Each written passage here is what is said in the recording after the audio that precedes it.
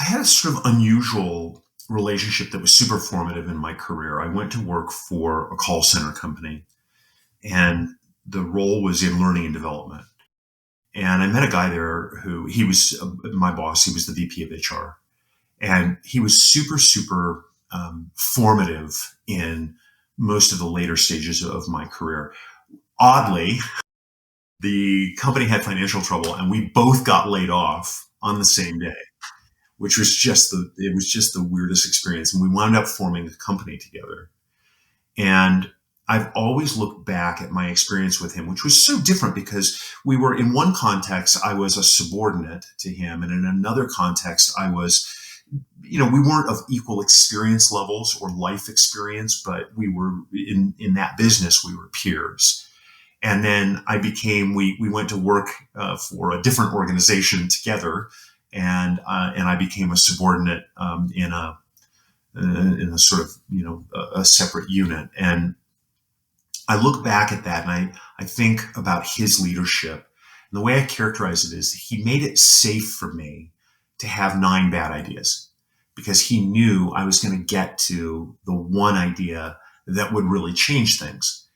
And it was never a pushover kind of thing. He never accepted my bad ideas, but I never felt unsafe having those bad ideas. And I wasn't by the way, just to clarify, I wasn't trying to have bad ideas, but it's a fact that in a creative endeavor, right? Not everything that comes out is a good thing. When was the last time you had to hire someone? And how well did the process of your organization, your business, your company work for you during that experience? Unless you work for a really forward-thinking company or perhaps a huge corporate, which has the time, money and energy to invest in really nailing that process down so that it works for both the hiring manager and the prospective employees, the chances are it probably wasn't a great experience for you or the people that were applying for the job. In many such situations, that first step of the process is where so many of them fall down, which is where my guest today, Mr. Scott Morris, plans to turn the whole industry on its head and make the best use of technology in solving that issue. So we'll be talking about Scott's experiences from police officer to HR professional to the entrepreneur that he is today, the lessons he learned along the way, what's right and what's wrong with HR and hiring practices. We'll touch on issues like staff engagement, ownership, accountability in the workplace, and of course how technology, particularly AI, can enhance that recruitment process without making the crucial human element obsolete. I know you're going to enjoy this conversation. There are so many vital nuggets in there, not just for business owners and entrepreneurs, but for anyone who's in a leadership position or is aspiring to a leadership position. Scott's got some great tips for you there. He's got some great leadership lessons learned too. And there's even some great thoughts in here for those of you who are job hunting. We're coming at this process from the other side, if you like. Now, I say side in inverted commas because, of course, done right, it is not an adversarial process. We'll hear more about that and loads besides. And that's enough from me. Let's get Scott on the show.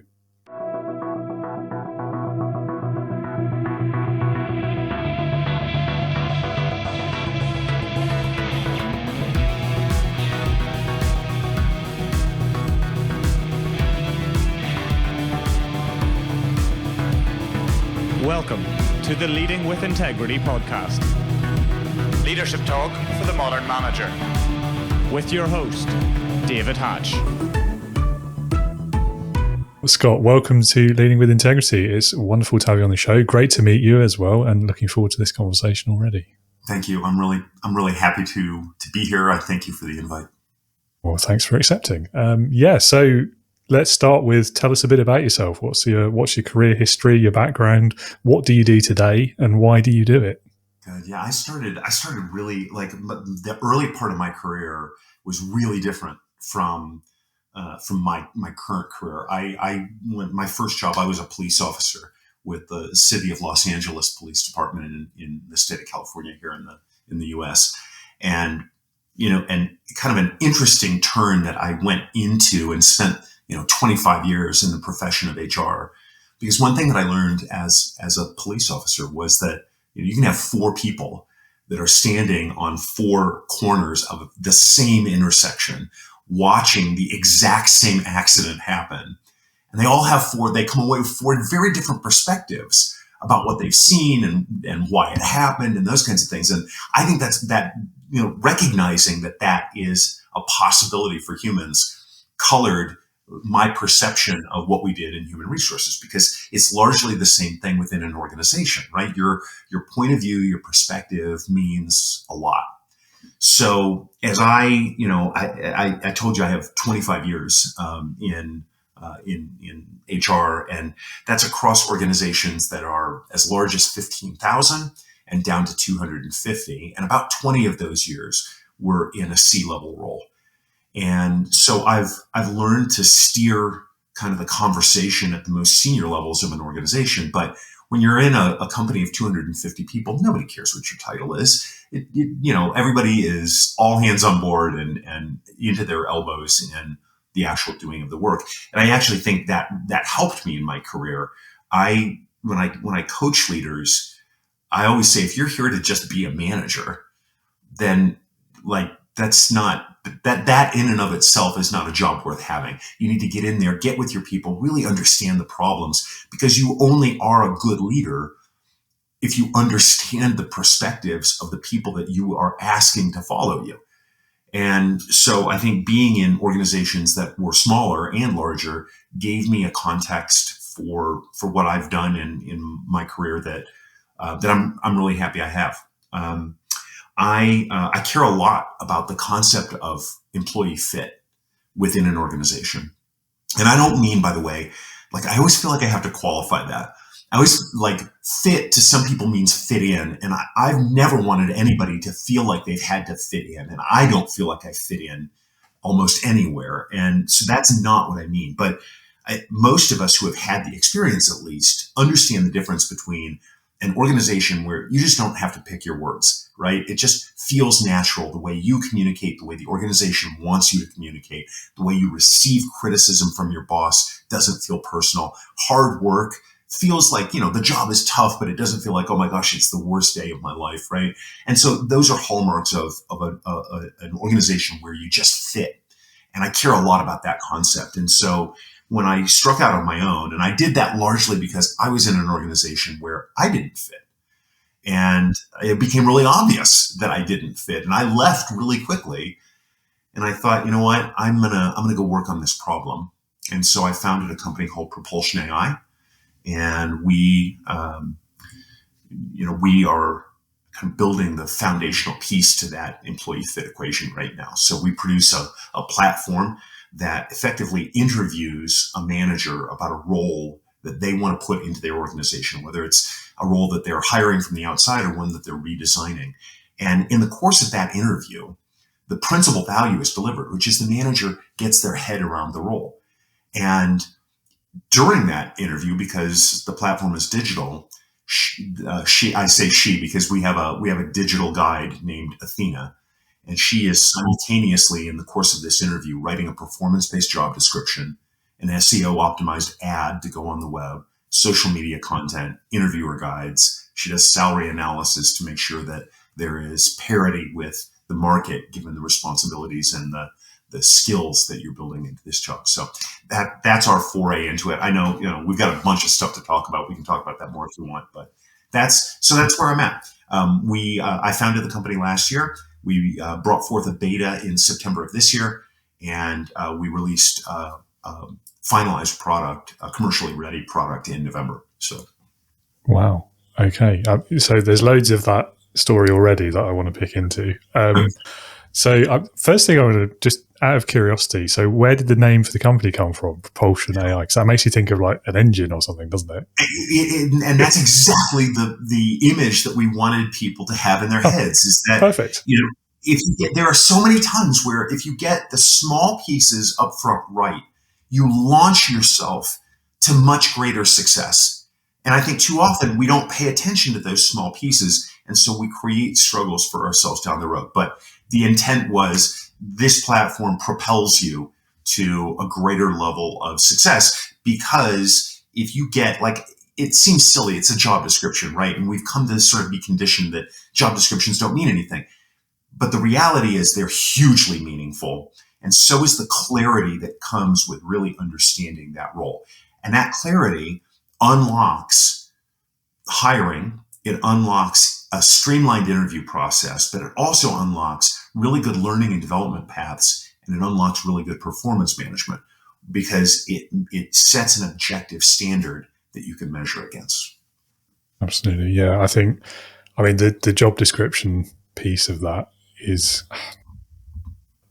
I mean, from the other side of the table, from the applicant, I think it's probably the part of the process where it goes wrong earliest, isn't it? Because there's so many time poor managers out there who will naturally do the thing. Like, nobody really wants to write one. Nobody really enjoys doing it, I don't think. And so what do? You get the last one or the last two or three, and you just change 2 or 3 sentences, right. And then you put it down and you think that'll be fine. But actually, it won't, unless you're looking for the exact same person. But you know what, David? You know what that also does is that it shows forth the amount of time that you're spending thinking about that role. As a recruiter, and I've been a recruiter, I've been a frontline recruiter, and if I were to put a candidate in front of you and you've really thought through the role and you're really clear about not the tasks that you want, because tasks aren't engaging, but the outcomes. What is it that you are going to ask me to be an owner of? That's an engaging proposition, right? And if you've really thought through that, and if you've really thought through how you're going to measure success, and if you've really thought through the competencies and skills that a candidate would need, that shows. So when I come in as a recruiter and I put a top talent in front of you, this person has options, and they are able to determine really, really quickly whether you've thought through and done the hard work. And if you haven't, what I've found is talent walks, and they will come up with like every excuse possible to get out of it graciously, but effectively they're going to tell you no. And a lot of the time the reason is you haven't done the hard work. It's obvious you haven't done the hard work. Why would I want to come to work for you? Yeah, absolutely. It's an early red flag, isn't it? That's right. And that's why we say, like, the job description is a piece of paper, but the process that delivers the thinking, the clarity that the manager gains by using the platform, that's the real value to the end user manager. And like I said, whether you're redesigning something internally, which is just as important of a use case, I think, as whether you're hiring from the outside. Yeah, I mean, in a lot of ways, it's sort of, I don't want to say it helps you internally justify the hire, but it helps you identify what the need is and where the gaps are. Because if you make yourself go through that process first of, okay, what actually do we need doing? And then form the job around that instead of, Here's a mental shift that I think a lot of people need to make. Salary is an investment. And as the investor, you deserve to be able to ask for a return. And so when you're, if what you're asking for is like, come in and do these tasks, like, I know we've got a bunch of stuff to talk about, but I'll give you a very quick example, right? Let's say I am creating a role for an accountant. It would be totally logical for me to say, as one of the duties, follow up on delinquent accounts. But who really cares? Is that what you want? Do you want me to come in every day, and do you just need to see as a leader that I'm making calls and that I'm making, sending out emails? And my answer to that is no, you don't care about that effort. What you really care about is, do I move the numbers? And in the case of following up on delinquent accounts, it's to move a measure called days outstanding, which is a measure of efficiency in accounting, right? And so you don't care how I do it. What you want is for that number to go down. So why are we not saying to that person, your job is not to come in and do boring work following up on accounts. You own days outstanding. That's saying, this is something I am giving you charge over in the business. That mental model is such an important leadership, ideal, I think, that be able to, to think about, why do I even have this person here? Why am I investing in this? And the answer is because it creates an outcome that is necessary and important to the business. And that drives engagement. And we know from a study that Towers Watson did that fully engaged employees tend to produce 16% more than we pay them. And disengaged employees tend to produce 60% of what we pay them. So if I'm fully disengaged, you're losing 40% of my effort. You're paying me and I'm not producing. That's 40 people out of 100. If you have 100 people disengaged, it's like having 40 rather than, or 60 rather than 100. You're losing the effort of 40 people. Yeah, I mean, there's so many studies on engagement on there, and the perils of losing that as well. And the sad fact remains from the work that Gallup does that only about 30% of the global population is engaged.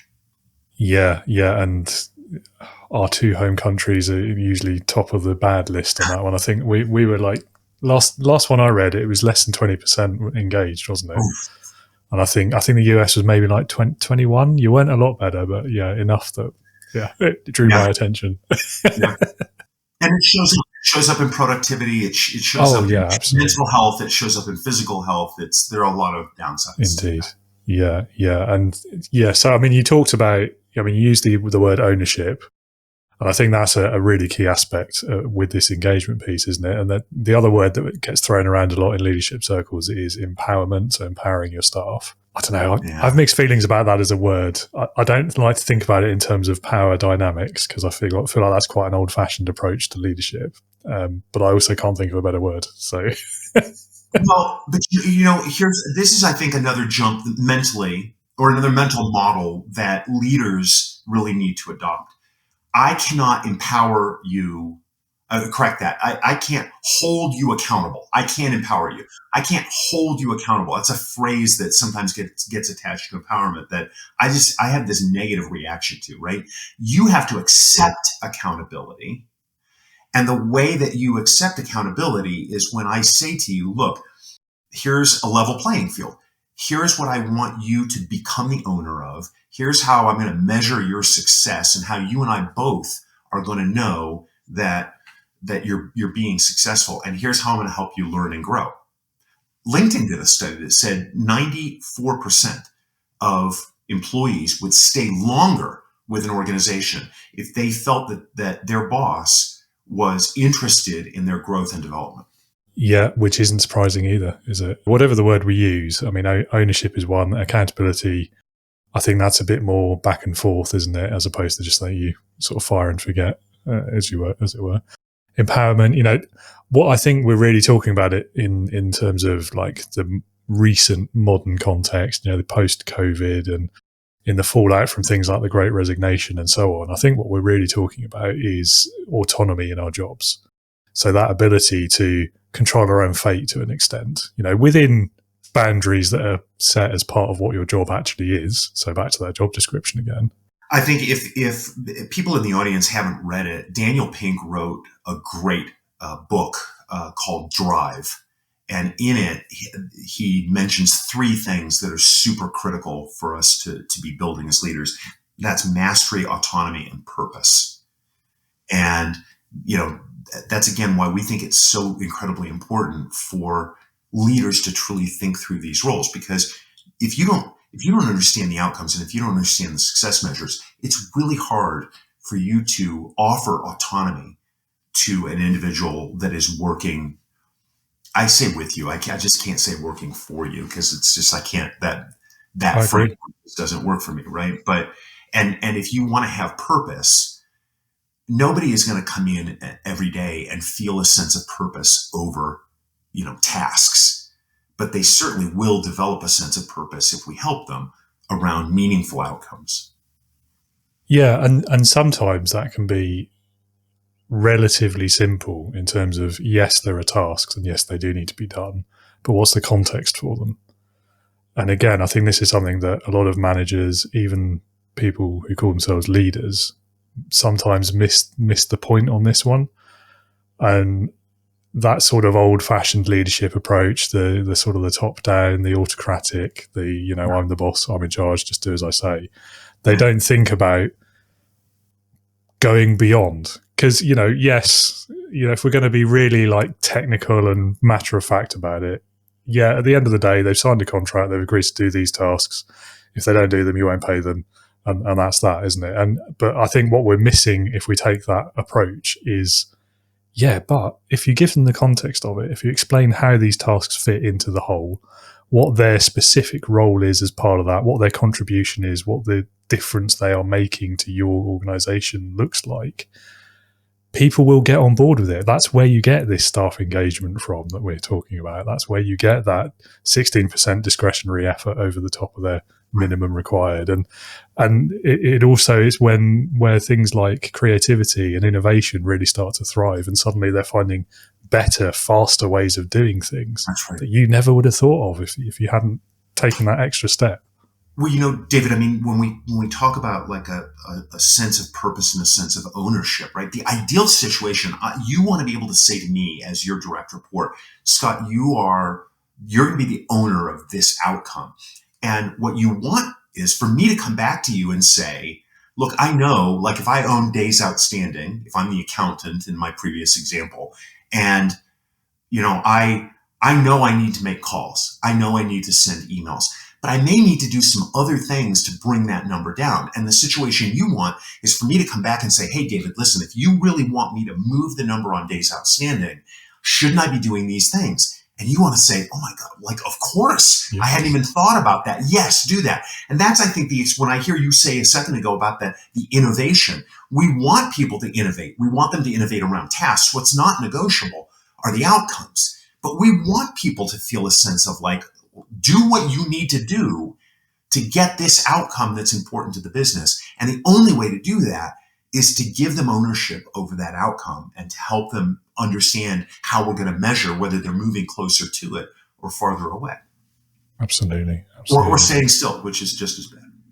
Yeah, indeed. Yeah. And I think, sometimes even the outcomes, there's possibilities for innovations there. I think, especially in sort of startup, very high tech sort of environments, there's, sometimes the outcome needs to change, doesn't it? Because you learn something from the process.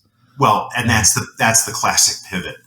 Yeah. Which I don't think I've mastered anything in the startup world, but I am getting better at pivoting. That is for sure. I'm not sure anyone really masters everything in the startup world, to be honest. But you want to feel on a daily basis like you don't know what you're doing, get into a startup. My God. Yeah. I mean, the other way to look at it is there's a daily opportunity to learn something. That's true. That was my experience.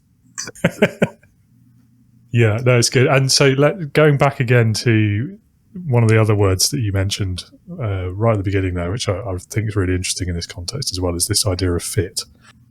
So I think, anyone who's ever been through a job interview, certainly in the last 10 to 20 years, and they've not got the job, they've probably heard that word mentioned, maybe even thrown in their face, but certainly as a justification, the sort of the hand wringing, we agree you on paper, you're really well qualified. We loved you in the interview. We're concerned about fit. And it's just, it feels like that sort of, I don't know, it's like the breaking up language, isn't it? It's not you, it's me. Yeah. If it is a platitude, if you like. So I have to say, I really loved the way you actually described what fit means, because again, so many times we put that down to like a personality thing, to fitting in, you've got to be the same as everyone else. Actually, if you think about fit in literal terms, it's a really straining metaphor here, but if you think about like a jigsaw puzzle, no two pieces are the same, and yet the whole puzzle fits together perfectly, doesn't it? And you know what, I would build on that, David, because our theory is it's a real phenomenon, right? Not everybody fits every context, but everybody fits somewhere. There is a context where you are not going to have to struggle. It's not going to feel like work to go to work. But there are information asymmetry barriers that get in our way. I like this job because it's close to where I live, because the money is exactly what I want the money to be, because the title is what I want. But money and title and location are not going to keep you in a role.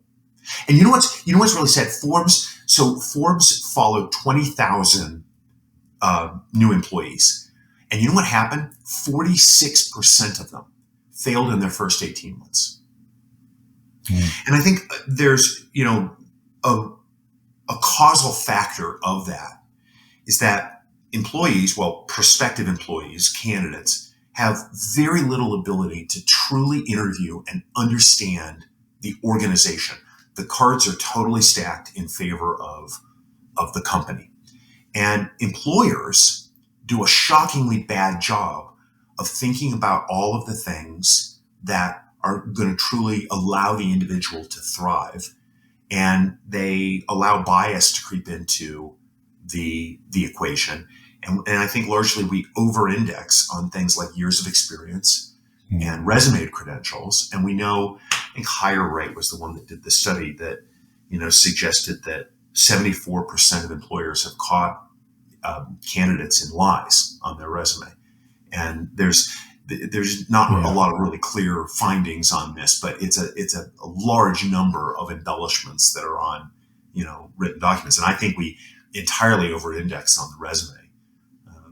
Which is a problem that ultimately we intend to address on our roadmap as we build additional products to support the one that we just launched. Yeah, I mean, I don't want to place blame. I feel like there's a reciprocal cause to that problem, isn't there? I think, the higher the standards are set, often unrealistically. So like the classic one that it does the rounds on LinkedIn at least 3 or 4 times a year, where it's in the technical, so the software developer kind of field, where people put out these job descriptions for an entry-level position, must have at least 5 years experience in this specific type of coding or something. Right. And the really good one, I think it was last year that came out, the guy who'd written that particular type of coding had seen it and he was like, well, I only wrote it 1 year ago. It didn't exist before that. So how can anyone have 5 years of experience in it? And it's that kind of silliness, which I think it doesn't help the problem because people feel like they have to embellish or they won't even get a foot in the door. They won't even get the interview. I would point out one thing, and I hear your point, and I think I largely agree with you. I think there's a difference between having a high standard and having an unreasonable standard. And I think that's part of what you're pointing out, and I agree. Yeah. And as our platform grows, one of the things that will improve, and Athena does a little bit of this in our platform right now, but challenging that logic. Why do you need 10 years of experience for this particular role, given the outcomes that you have defined? Yeah. Another point that a couple of previous guests with similar HR backgrounds have made as well is the years of experience thing. It feels like it's a pretty straightforward equation, but actually in a lot of cases, it's really not. 15 years of experience might just mean you spent 1 year learning at the beginning and then you've repeated the same year 14 times. 100%. It doesn't equate to 15 years of improvement necessarily. Right. So yeah, I very much agree with you there as well. I think that is a bit of a red herring. And that's why we thought, when I entered into this, the thought process behind how you define the role is broken. The thought process around how you select people for the role is equally broken. In fact, probably more so. Yeah. I think, well, I think that's one of those things where it varies by industry, doesn't it? And certainly level of seniority. But yeah, I mean, the process of deciding. How do you feel about interviewing, like the way it's normally done? That's a loaded question. Well, I mean, the way it's I resist statements about how it's normally done because I think there's such a variety. Just like if I say job description, people there's a variety of, perceptions. If I say the word boss, there's a variety of perceptions, right? So I don't think there's one way of doing it. I think there are more effective ways of doing it and less effective ways. And the less effective ways tend to be the ones that are less thoughtful and deliberate about what they're doing. I think a really great interview process happens when the leader of that process says, okay, group of interviewers, we're going to split you up. Group one, you're going to focus on how the individual's past experiences relate to the future outcomes that we need them to generate. Group two, you're going to be thinking about skills and technical knowledge. Group three, you're going to think about behaviors and competencies. Maybe group four is you're going to think about the individual's leadership and how they've applied that leadership and the results that they've gotten with that leadership. Because it's not like I hate on job descriptions, manage a team of 3. Who cares, right? It's what you've done with that. So, but I think that sort of multifaceted look at a candidate where if you do it honestly, you're on the same side of the table with the candidate, right? It's not an adversarial thing, but you're genuinely trying to both reveal the company honestly, and inquire honestly from multiple perspectives. I think those are the best processes. And sadly, I have not seen, other than the ones that my teams have built, I haven't seen a ton of those. But they are out there. That's, I'm certainly, groups that I've been associated with are not the only ones doing it. Yeah. I don't know. I'm probably biased by experiences, but I always find just the whole concept of interviewing. And apologies to any listeners or viewers who've heard me complain about this before. Yes, I know it's one of my pet peeves, but I don't think you get the best out of anyone in that room on either side of the table in that situation. Because Tell me why. Well, I think from the candidate's point of view, especially in earlier career stages, it's probably one of the most nerve-wracking things you'll ever do. So you're not going to be at your best right from the moment you walk in the door. Probably. I mean, there's a few people out there, I'm sure, who thrive in that situation, but I think most people, it'll be nerve-wracking. They may not even know what to expect. They'll be stressed out, and you're not going to get the best answers from them in an interview context, in my opinion. Unless you're actively working to defeat that. And I think that's like leadership, and you know it just as well as I do, leadership is about moving systems. And I think if you enter into that process, if the leader of that interview process is thinking about, I'm going to divert and do a tangential example. Look at our conversation right now. Is this an interview? I don't know. It feels like a conversation to me. Why are we not interviewing for jobs in that same style? Because what you and I are trying to do is just honestly listen to each other's points of view about certain topical areas. I don't think the interview is really any different. It shouldn't be. It should be a conversation. I agree. No, it should be. And I think the best ones are. But I also think it's very difficult to do that successfully, because whatever the best intentions are, almost whatever you say as the interviewer, they're still going to be very conscious. My future's on the line. I've applied for a job. I'm in for an interview. I know what this situation is. And there's little things you can do in the room. So I always used to try and open with a joke and try and gauge their sense of humor and try and put them at ease a little bit. There's always a really bad joke as well, obviously, because, that's part of my test. Like, if we're going to work together, you need to get used to bad jokes. It didn't always work. Sometimes it did. So, I mean, what other things have you found that really work to kind of put people at ease in that situation and try and make the best of that?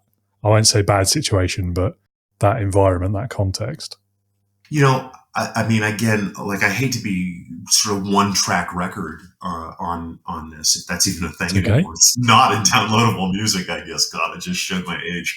But if you come in, if you're on a thoughtful exploration, that thoughtful exploration starts with, I understand what I'm looking for, and in more specific terms, right? And if you come in and you're asking open-ended questions, you are more likely to get, a greater level of comfort, because you're giving people the opportunity to fill in those blanks rather than feeling like they're being interrogated.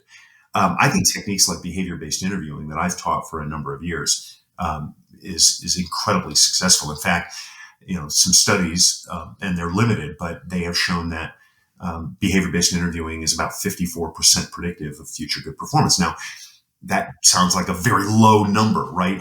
Just about around half. But traditional interview methods are only about 10% predictive. Yeah, I was going to say, how does it compare to the traditional method? Yeah, it's a lot better.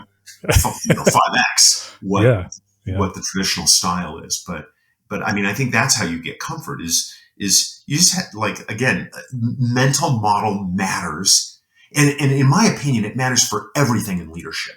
How you go into it. And I go back to that, point of view matters that I discovered as a perspective matters, right? So if you fix that perspective from the very beginning as a leader, that's where you're going to start down a path that potentially gets you a different and better result than a different mental model. And so if your perception as a leader is, look, let's even shift it back to what we're talking about. If your perception as an interviewer is, I'm not here to judge you. I'm here to discover things. Your actions follow in behind that mental model. I'm here to have a conversation with you. I'm going to learn a couple of things about you. They need to be related to the task at hand, which is, we have these outcomes that we need somebody to become the owner of. But that mental model matters rather than the mental model of, I'm here to trip you up. I'm here to test you. I'm here to make you feel like I'm in a power position. So I think the first thing that any good leader has to do is pay attention to how they are thinking about the situation, because that's going to color their actions, and those actions are going to color their results. Yeah, no, I completely agree with you. And I'll admit as well, when I was the interviewer, I didn't do a lot of it, certainly nowhere near as much as you have in your career, I'm sure. But I was very conscious that I didn't know what I was doing in that room either. And so my nervousness was probably filtering through, and I'm sure they were picking up on it as well. I think I got better at it, and then I abruptly stopped doing it. So. But, you raise a point. We're all human beings, and we're all subject to the same things. And you made the point a second ago about the candidate being really nervous. And I think it's true that a lot of interviewers are very nervous. They find themselves in a very kind of awkward and different position from what their normal day is.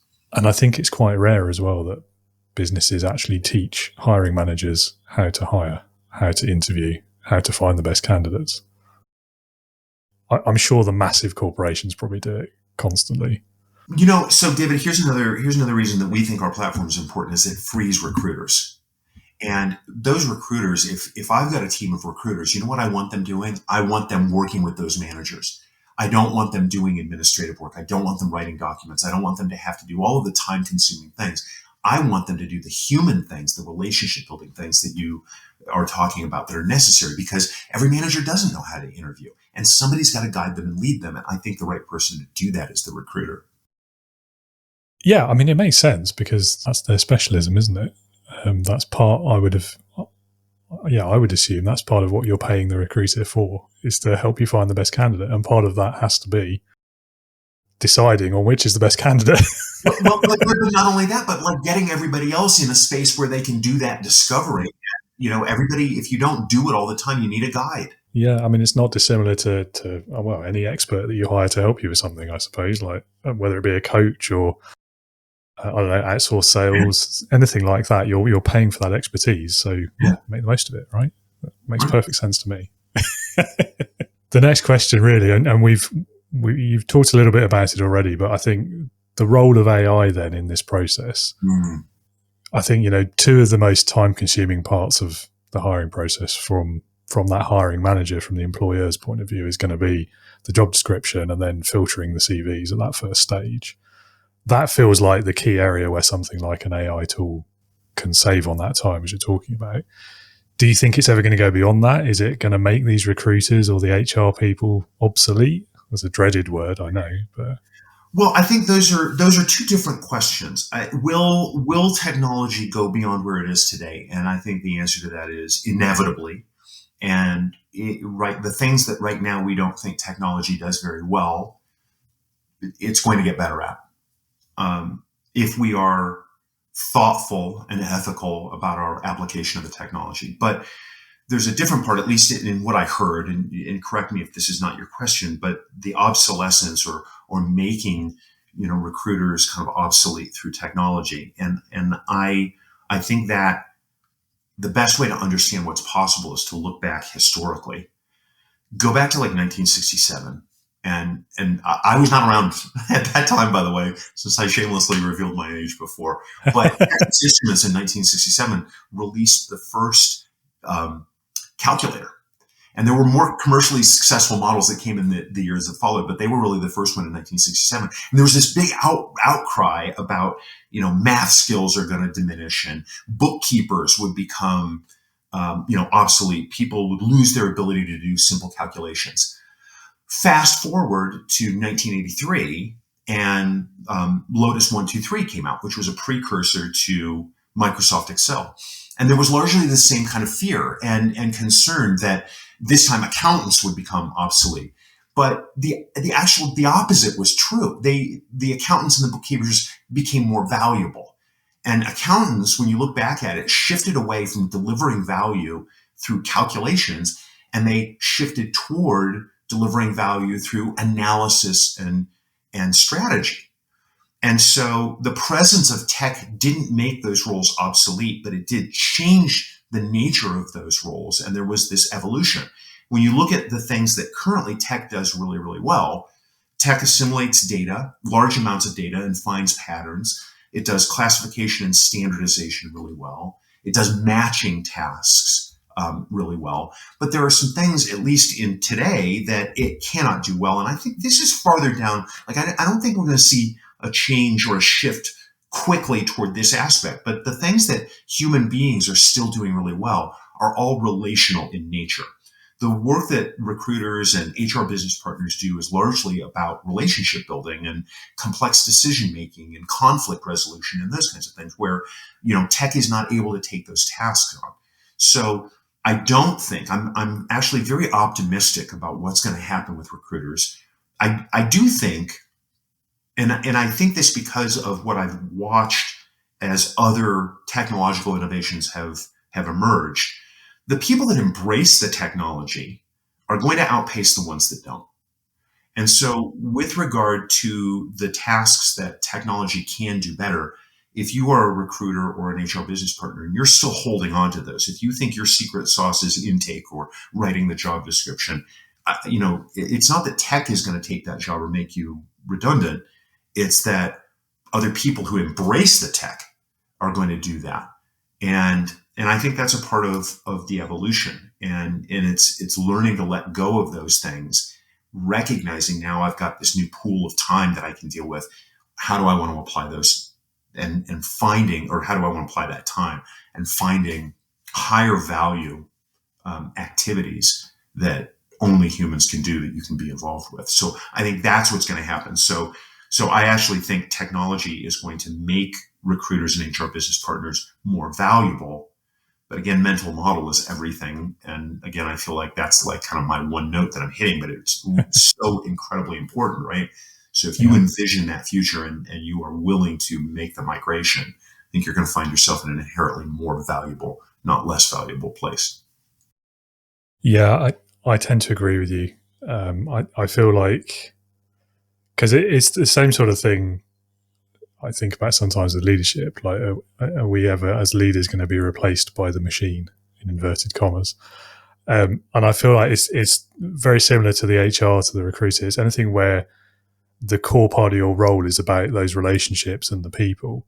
I don't think, even if it like triples its capability every week, I can't see any AI or equivalent model being able to do that in the same way, if only because the people it's working with will always know it's not a person, and therefore they will not treat it as such, and the relationship bit won't work. But that's today's point of view, and so like the migration, the evolution that we need to make today is going to be different than the evolution that we need to make tomorrow. And tech is going to continue to progress. And I think ultimately, and this is not genius like PhD level work on my part, but I think most computer scientists would agree, tech is going to be able to do some of those things in the future, but that will be a very different evolutionary, point of view that we have in the future. And we can't see that yet because we haven't gotten to that point. What we can see now is tech is enabling with greater speed and greater accuracy certain things that we did as humans before. And that's letting us, go on and figure out new places to add value. Yeah. I find it difficult not to go down the sort of the sci-fi dystopian future kind of point of view with some of this stuff where you sort of, I'm trying to think of a good example, but it's sort of the ones where the machine becomes your manager and it's just this soulless workplace, and you're basically just a drone with blood thrown through you. You're just punching in, punching out. Nobody cares. Nobody ever asks about your stress level. I know you're saying that in jest. Right? I am. I absolutely am. I'm too optimistic to believe that, and I know you are too. From certain point of view, so that's the way current workplaces work. So maybe it won't be getting worse. Maybe it'll be an improvement. Yeah, that's probably more a sign that I watch too much sci-fi than it is anything else. But what's your favorite sci-fi movie? I can't choose. So the top two is the traditionals. It's Star Wars, Star Trek. Okay. I like Star Wars because it's more kiddie and it's fun, and you can check out with it and not think too hard. And I love Star Trek because it's that aspirational, inspirational future that we all want to live in one day. I agree. Yeah. And of course, it's had impact on the real world as well, like sliding doors, mobile phones, all sorts. So, yeah. Anyway. So one more question I'd love to get into on the AI side of it. Mm. One of the other big things, and you've mentioned it already, is trying to reduce bias. Now, hiring is a massive one, isn't it? Like, all the time the human's in the loop. Arguably, it's impossible to have a totally bias-free decision. What role can you see AI playing in that, and how do you think it would work?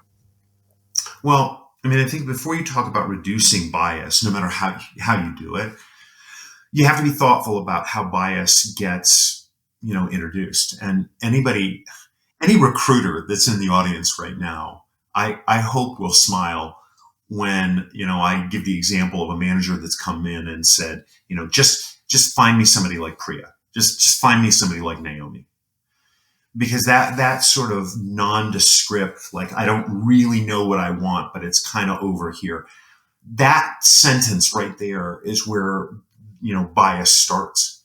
And it's not because somebody's intentionally trying to discriminate, because that's a more conscious bias. But the bias that gets introduced is one of, a failure to be concrete and objective. The more objective we can make something, you can't make everything totally objective, right? But the more objective you can make it, the less bias prone that system becomes.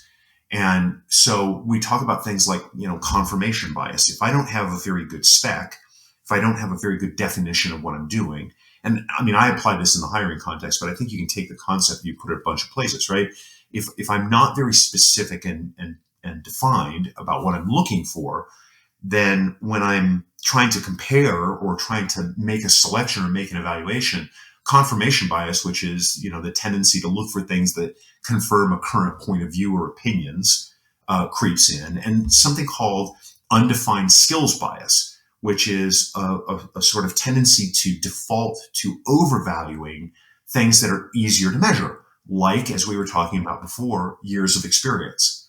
And so from the very beginning, when we're creating like the idea of like, what do we want to go and look for, the more objective that is, the more that bias can, be not eliminated, but certainly reduced. And so that's where I think tech has a real role to play, because tech can help to draw out those ideas and codify them and make them more concrete and specific.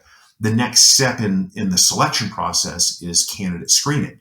And, if you look online today, I don't know how it is in UK.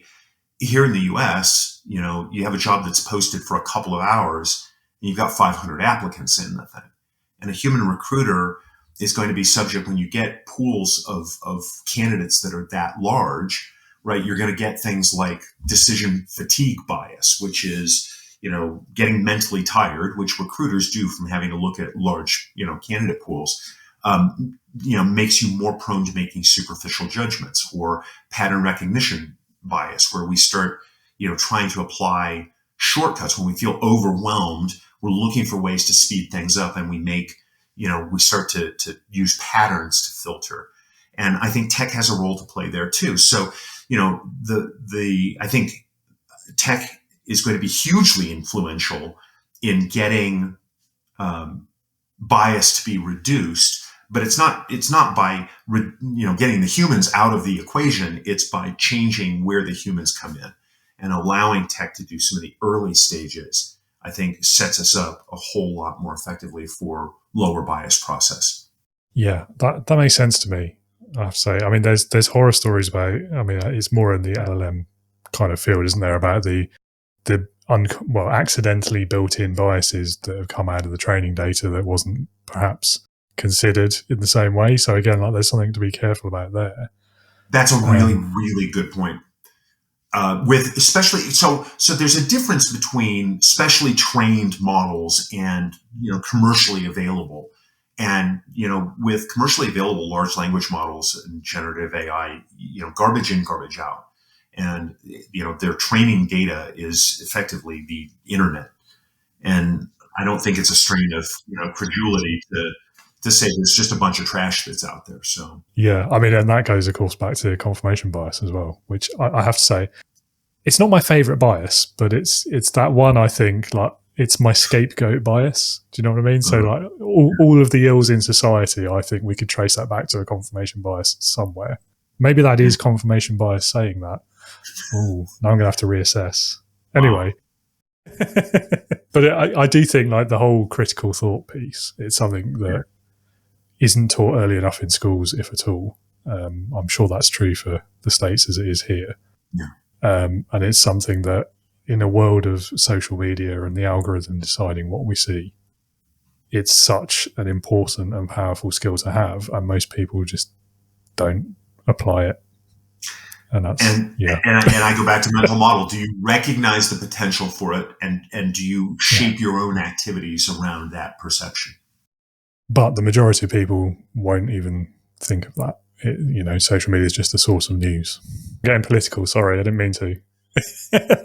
No, but when we say, like, people won't do it, you run this show to try and broaden people's awareness. And I think, the more people are engaged in activities like this, listening to conversations like this, thinking about subjects like this, I think the more probable it becomes that people will do that. And just kind of like we were talking about the need to evolve kind of what recruiters and HR professionals are doing with technology, I think technology is going to force all of us to evolve, including the way we consume, information. But it's not an overnight process. Yeah, I think that's a better way of looking at it. Perhaps I was being unfair to the majority of people in the world, but certainly a lot of people. I mean, I agree with you that the tendency is certainly there to do as you say. Yeah, and I don't think it's intentional. I think it's just another symptom of this kind of all the time, high speed world that we live in now, and just convenience when you don't. You've got 15 other things drawing on your attention. It's totally understandable. I'm not having a go or laying blame on anyone. It's just part of the world, isn't it? Yeah. What would you say then is the real cost of a bad hire in this day and age? Well, it's the cost of a bad hire. We know, so HBR published an article not that long ago, I think 2022, 23, 80% of turnover can be attributed to hiring mistakes. And Career Builder ran a survey, and for the population that they surveyed, 74%, it was a survey of employers, 74% admitted to have hired the wrong person for an opening. That came from Career Builder. And we know that costs, at least in the US, the cost of that is about $600 billion annually. Globally, it's 1.1 trillion. But when we start to talk about the cost of a bad hire, like, the financial costs are more tangible and they're easier to gravitate toward. But there are a bunch of costs that don't usually, and I don't have very many interesting statistics on this, but they are ones that don't usually rise to people's attention. Like, you're going to put somebody in that job, and if you have not designed the role in the right way, and if you haven't gone through the selection process in the right way, and if ultimately you haven't hired the right person, and by the way, I think, David, I feel compelled to point out, a bad hire doesn't always necessarily immediately mean that the individual is a bad person or bad at their job or a bad worker. It means a lot of times that, and back to this concept of fit, they are just not the right fit for that organization, the right tool. And again, I don't mean fit in, right? And I'm not talking about, like, I don't like you in this role because you're not like me, right? But if you're not performing in the role, you may just be in the wrong role. And that is on the employer for having made that selection. So I think sometimes we get caught up in bad hire means bad employee. And I don't think that that's always the case. But if you put somebody in that isn't a fit, you are going to have low productivity on the job. And there is a cost to that. You're going to have an impact when you take the person out of that role. You're going to have an impact on the team because the other team members are now carrying, if that role was a necessary role, they're now carrying extra weight. That has an impact on them.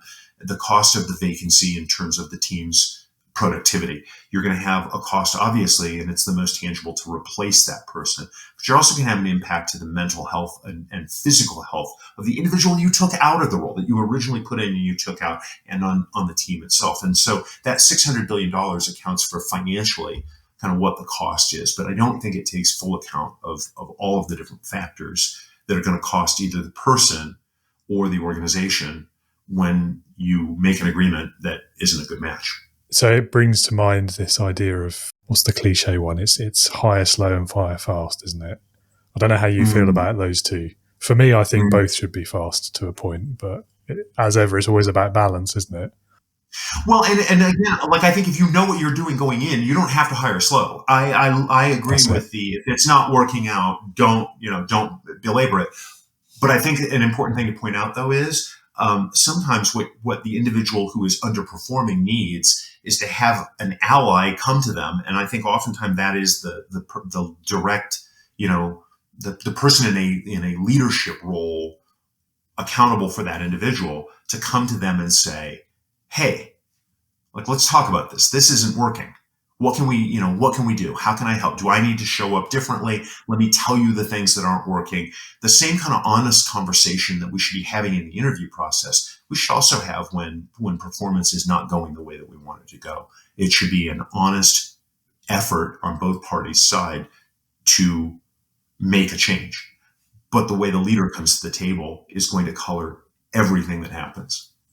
Yeah, absolutely. And it's in the leader's gift to do something about that, isn't it? Much more than anyone else in that scenario. And I think it's fair to say it's their responsibility to do it. Yeah, 100%. Yeah. And I think, and I mean, to your point earlier about maybe, they're not, it's not pejorative, bad hire doesn't mean bad person or bad employer or anything like that.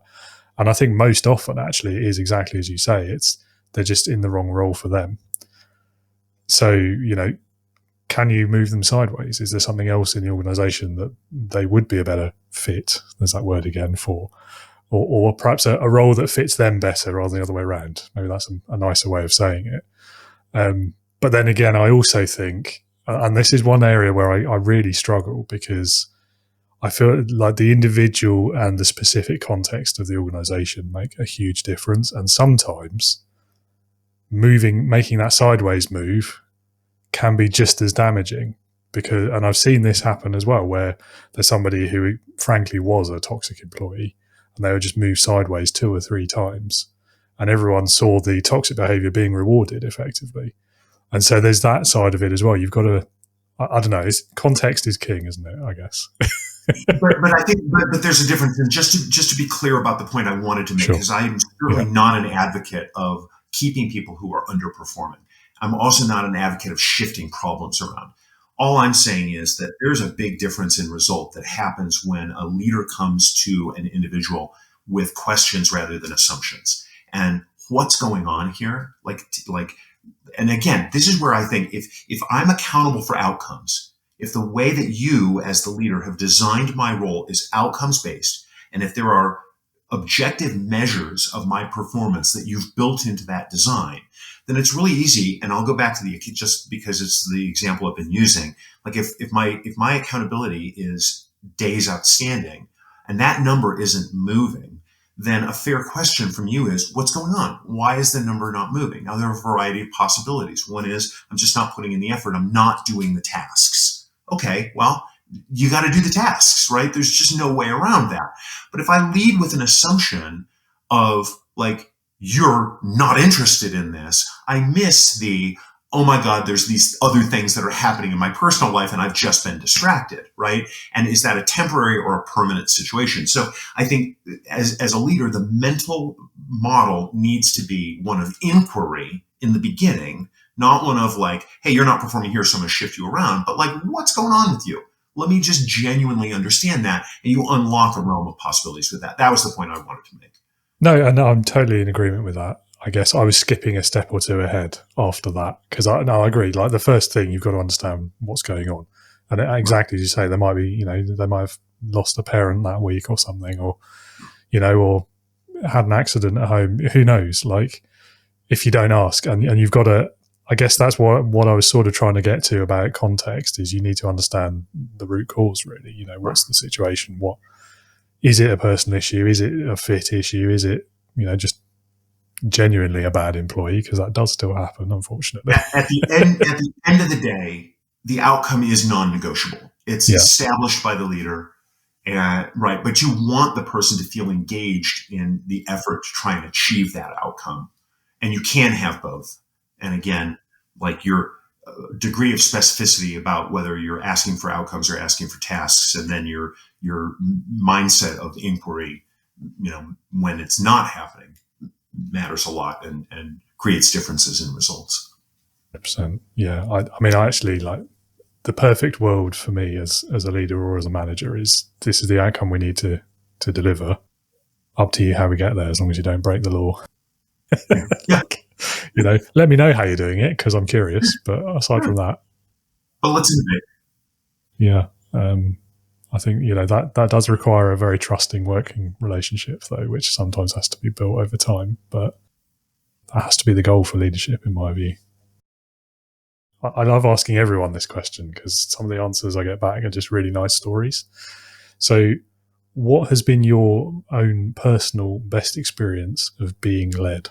So I had a sort of unusual relationship that was super formative in my career. I went to work for a call center company, and the role was in learning and development. And I met a guy there he was my boss. He was the VP of HR, and he was super, super formative in most of the later stages of my career. Oddly, the company had financial trouble, and we both got laid off on the same day, which was just the weirdest experience. And we wound up forming a company together. And I've always looked back at my experience with him, which was so different, because we were, in one context, I was a subordinate to him. And in another context, I was, we weren't of equal experience levels or life experience, but we were in that business, we were peers. And then we went to work for a different organization together, and I became a subordinate in a sort of, a separate unit. And I look back at that, and I think about his leadership. And the way I characterize it is, he made it safe for me to have 9 bad ideas, because he knew I was going to get to the one idea that would really change things. And it was never a pushover kind of thing. He never accepted my bad ideas, but I never felt unsafe having those bad ideas. And I wasn't by the way, just to clarify, I wasn't trying to have bad ideas, but it's a fact that in a creative endeavor, right? Like, not everything that comes out is a good thing. And that safety and the way he created it for me made such an incredible difference, because it kept me going. And so he would just, no, that's not it. That's a bad idea. But I knew it wasn't a fatal flaw. He was also a real master of that as a leader, in being able to differentiate between, hey, I think you need to pay attention to this, and hey, this is a fatal flaw. This is, if you don't get this in check right now, this is going to derail you. And he was fairly thoughtful about expressing my shortcomings in those terms. And again, it was an effort, and I don't know whether he did it unconsciously or consciously. I choose to believe he did it consciously, but he was really trying to create that safety for me, knowing that, hey, I'm going to criticize you, but it's not over, right? I'm criticizing you because I want to help you. That was so meaningful to me, and probably that for me becomes the gold standard. But it also colors how, when I'm given the accountability to take the lead, that's how I try and lead, is to create that same environment, because I know how important it was for me. Yeah. I mean, it's the textbook definition, isn't it, of constructive criticism? Yes, it's criticism, but that's not the end of the story. Right. And it's the intent behind it. I think so often we focus on, I think I didn't hear this in what you said, but in my own experience, the constructive criticism thing sounds like I'm going to tell you something bad nicely. And that's less impactful than I'm going to tell you something that might be hard to hear, but with the intent that is genuine and pure and positive and for your own good. And if the intent comes across, the criticism, it sort of almost magically becomes less personal if that intent there. And that's when I coach managers, that's one of the things that I try and be deliberate about with the people that I coach, which is you got to declare that intent. People are not going to understand your intent. I think that's another important leadership lesson, is that the intent often gets hidden, and then bias comes in. Confirmation bias, among others, right? And so by declaring your intent, here's why I'm telling you this, you take some of that out, you make the negative interpretation harder, and you get back to the core of why you're offering the criticism to begin with, which is to improve and grow and hopefully function more effectively together. Yeah, absolutely. That intent piece, I mean, not just for criticism, constructive or otherwise, is so important, because it's one of those things, isn't it? Like, if you don't state what it is, I mean, A, straight away that makes people suspicious. Like, why aren't you telling us what your intentions are? And B, they will then not necessarily attach to A, but usually these two go together. They'll fill in the blanks and assume the worst. Because, if it was a good thing, you would have told us, right? Like, so and I guess, the constructive criticism as well, that feels like one of those phrases that is so often misinterpreted, exactly as you said. Like, people take it as you're just dressing it up as criticism, right, and trying to make it appear nice, but you're still criticizing me. For me, right, I've always taken it quite literally. Like, it's criticism, but with an intent to build something. And that's the key word. Yeah. Right? So, and it's, I have to criticize you to this point, because otherwise I can't explain what it is that we need to improve together. But it is, that second part is the key here, not the criticism itself. Right. Yeah. Right. Intent means everything. Absolutely. Or means a lot. Yeah, I think so. It's just one of those, I mean, it's so crucial to everything else in leadership as well, isn't it? Like trust and respect and teamwork, and we could go on and on and on. So rounding it up then, I have two more questions for you. The first one is, from everything we've covered so far, what would you say is the biggest leadership lesson that you've taken from your whole career so far? Can I give you a poem? That would be a first. Why not? So when I was in high school, I went to a leadership conference, and I cannot tell you to this day, like I don't remember anything about it. But the speaker, who was the closing speaker at this conference, read this poem, and I went to him afterward and I said, "Can I have a copy of that? It was meaningful to me." And he said, "Yeah." And I gave him my address, and I thought, I'm never going to hear from this guy again. And about a week later, I get an envelope in the mail, and I open it up, and it's this tri-folded piece of paper, and it was printed by, again, I'm going to show my age. It was printed by a dot matrix printer. You can see the perforations on the edge, and it was all dot matrix out, but it was this poem by a man named R.L. Sharp. And the poem's called The Builder. And it goes, isn't it amazing how princes and kings and clowns who caper in sawdust rings and ordinary people like you and me are all builders of eternity. Each is given a bag of tools, a shapeless mass, a book of rules, and each must make, ere life is flown, a stumbling block or a stepping stone.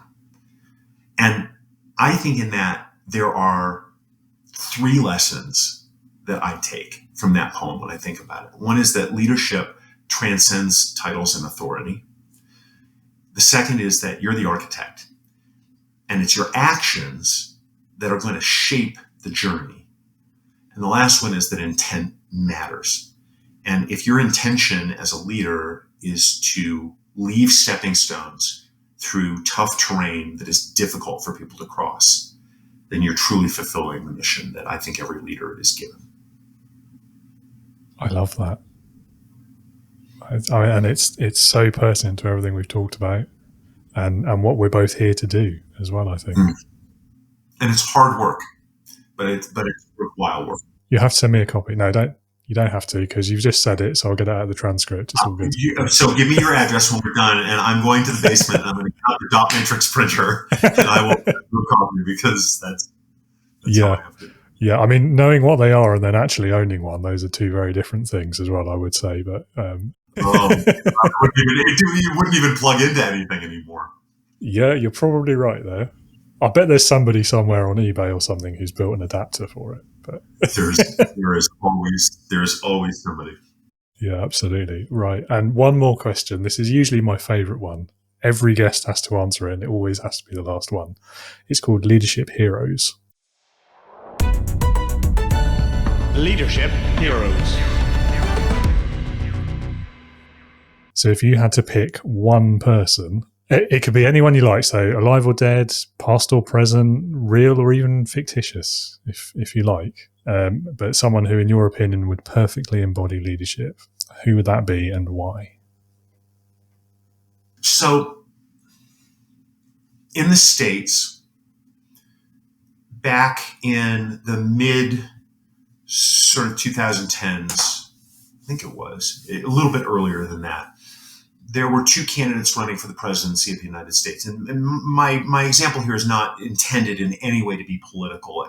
It's not about the parties, and especially not in the U.S., but it really is about the person. And Senator John McCain was running against Senator Obama, who would ultimately be president. And Senator McCain was hosting a town hall. And there was a narrative going on at the time that President Obama had not been born in the United States, and as a result, according to our Constitution, couldn't hold the office. And at this town hall, a woman stood up, and she had taken the microphone from Senator McCain, and she was spouting off these things that we know not to be true. And he put his hand really gently on her shoulder, and he took the mic from her, and he looked at her, and he said, "No." And she looked back at him, and she said no. And you can watch this on the video. I'm sure you can find the video online of this. But she looks back at him and she says no. And he says no. And she sits down. And when I watch that, I think that's leadership. And that's an aspect of leadership that I think a lot of leaders have forgotten. One is, it's a dangerous business to lead. But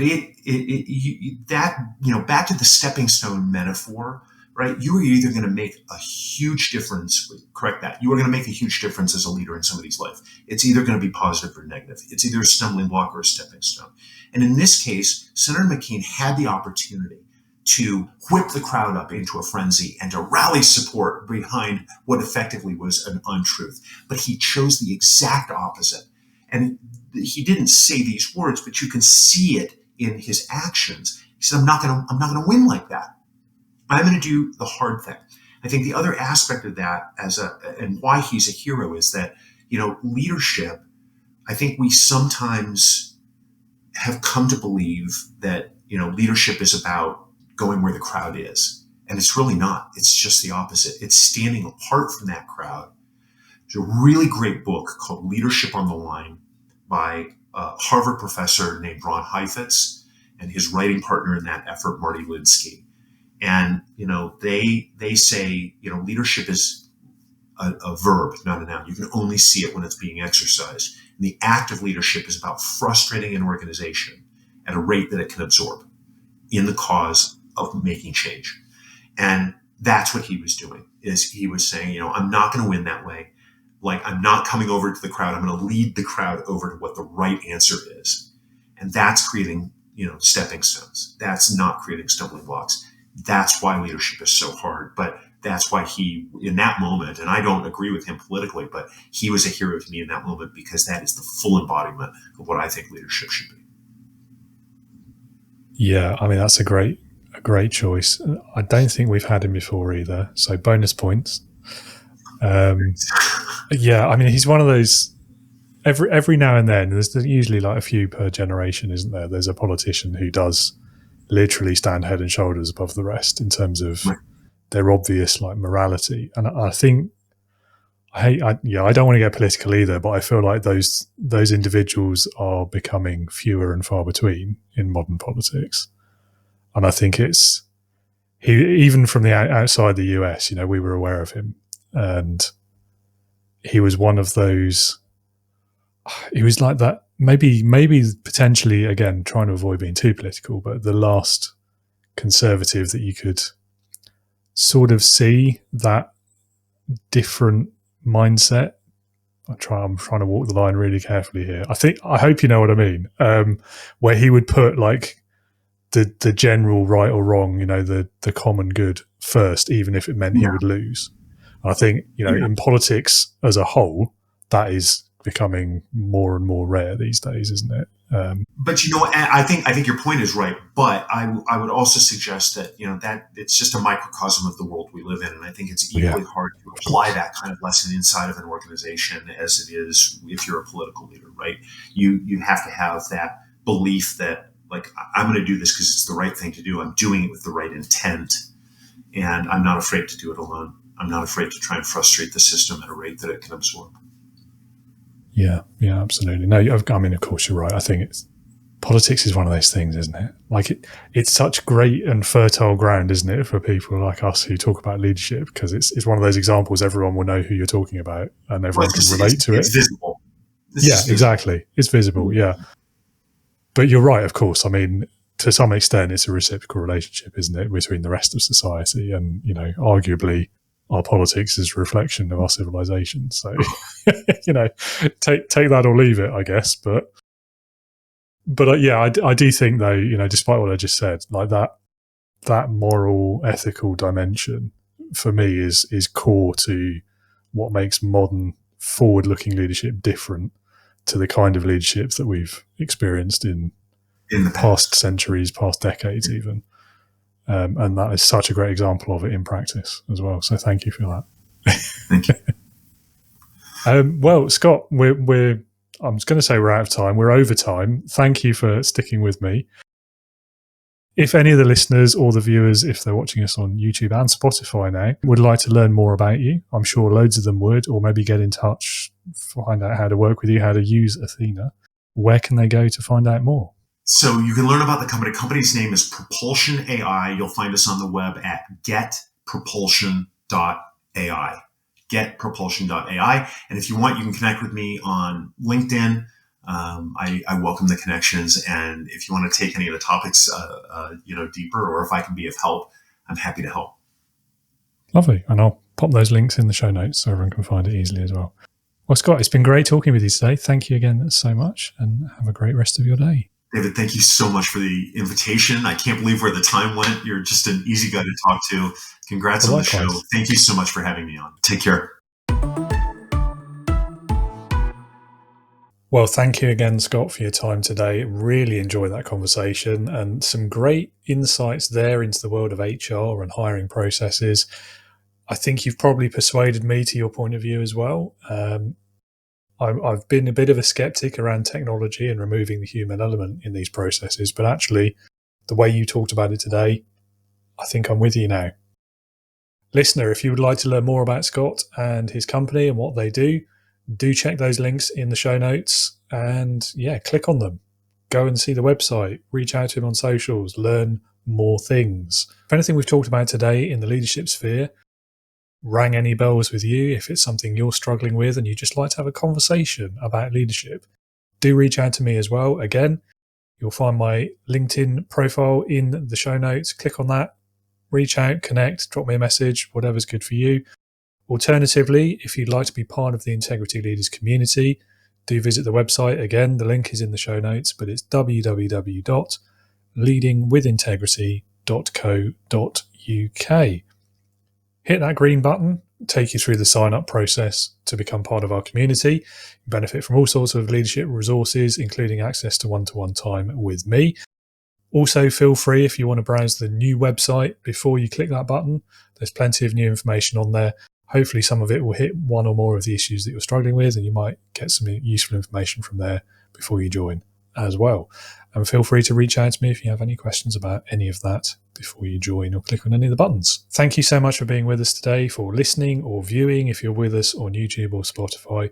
Really appreciate you being here, appreciate your time and your attention. And the podcast wouldn't keep going if nobody was listening to it, I'll be honest. So thank you. You're keeping Leading with Integrity alive.